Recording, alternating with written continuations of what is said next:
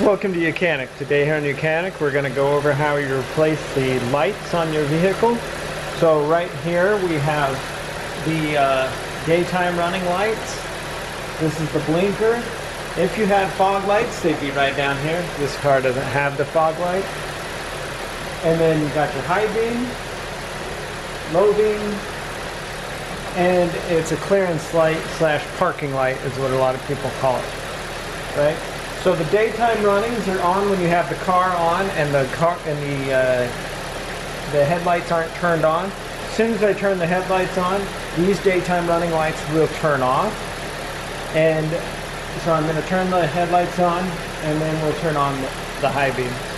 So you see, as soon as the headlights are on, the daytime running lights go out. It's just a built-in feature. But we've got the clearance light that's on there on the side, and we have the regular light bulbs on, and our blinker is on. And this is a double element, so when the blinker is not blinking, I'll show you that, when the blinker is not blinking, this light still lights up as another marker light or clearance light.